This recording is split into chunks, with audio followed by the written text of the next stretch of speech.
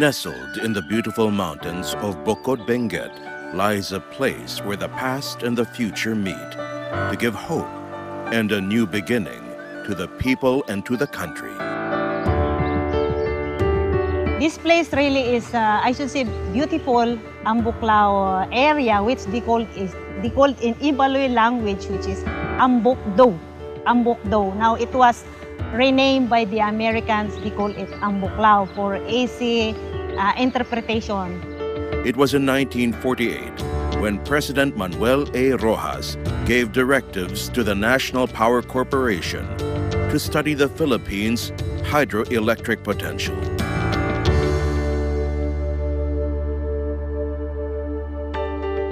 After much research and planning, the dam construction in Agno River was on its way. It was July of 1950.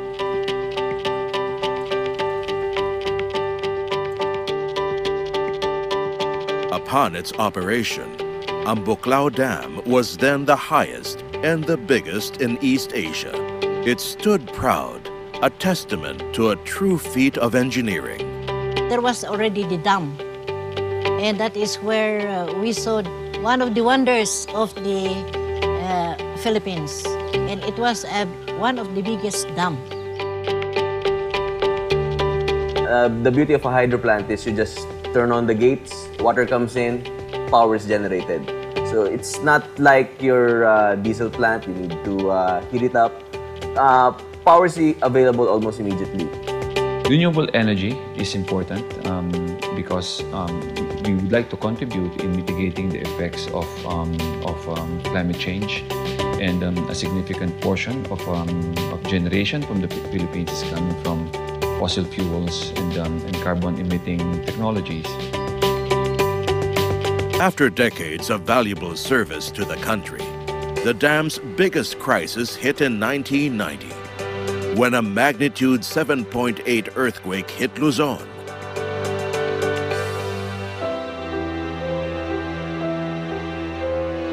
That earthquake actually caused a significant erosion along the watershed, and it caused a significant siltation on the water reservoir that caused the intake tunnel actually to be clogged, and that caused the power plant to be shut down.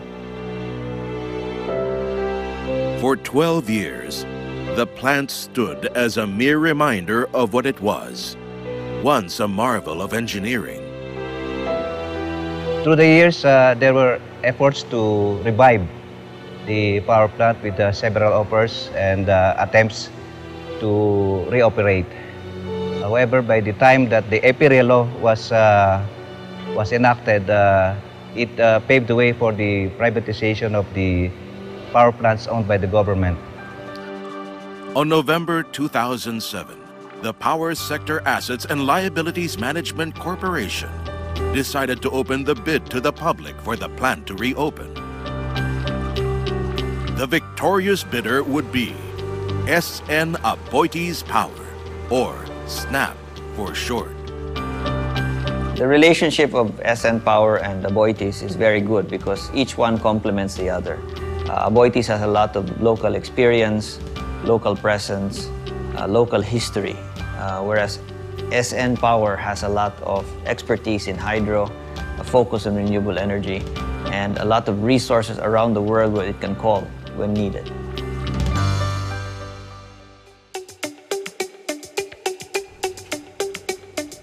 SN Aboitiz would be awarded the project not just because of their financial offer, but also because of their capability to overcome the enormous task ahead in making the Ambuklao plant operational once more.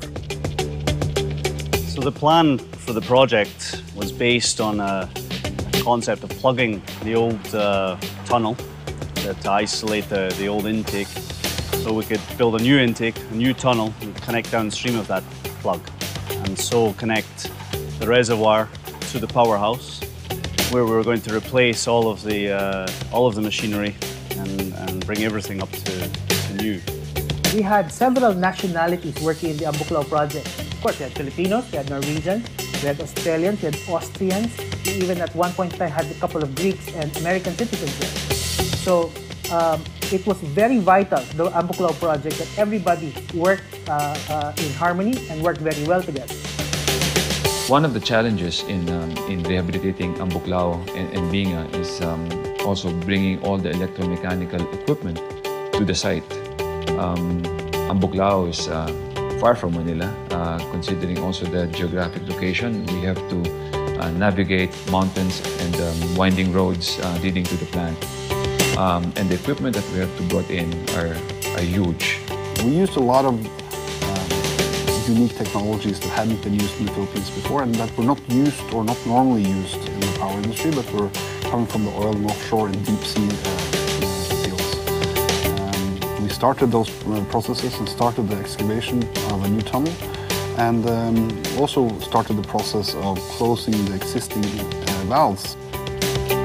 Only a year into its challenging rehabilitation, Super Typhoon Pepeng hit North Luzon in 2009, bringing torrential rain that led to landslides and flooding.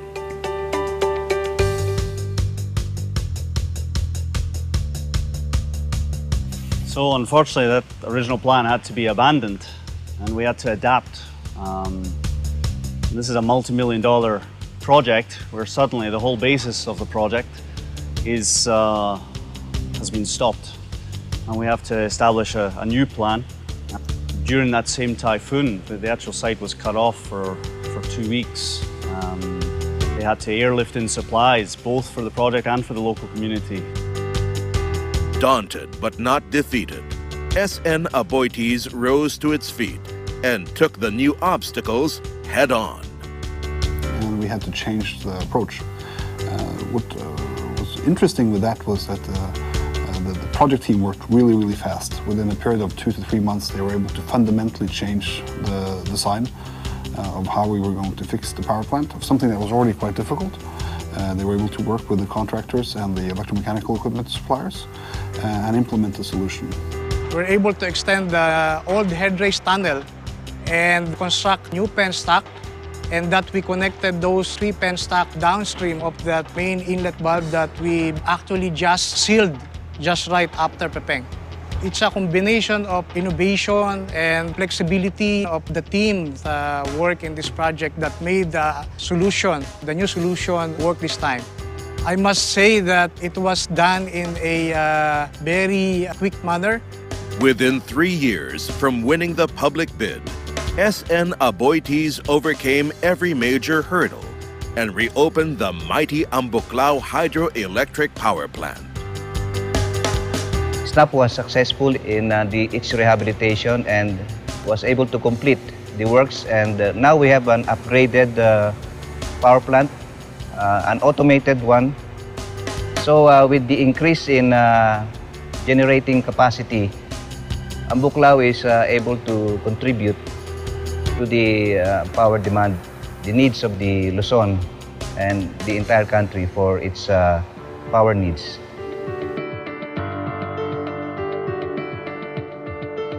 More than a commercial endeavor, Ambuklao represents SN Aboitiz Power's continuing commitment to bring much-needed clean power to the country and is a symbol of positive change in the lives of the plant's surrounding communities.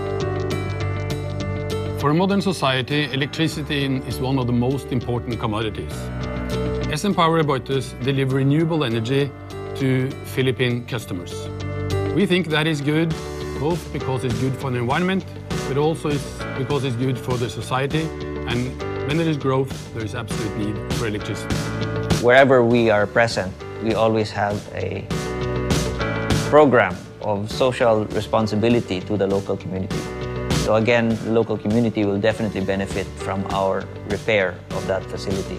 There's a lot of jobs that were generated, some of them new, in terms of operation, rehabilitation of the plant. And so during that time, a lot of local people were employed. We actually have projects in health, education, livelihood, ecotourism, governance, and environmental protection. And one major aspect of our CSR program is also to support the indigenous people's concerns in our area. Nagpapasalamat kami sa SN Aboitiz dahil sa mga tulong na binibigay nila sa amin.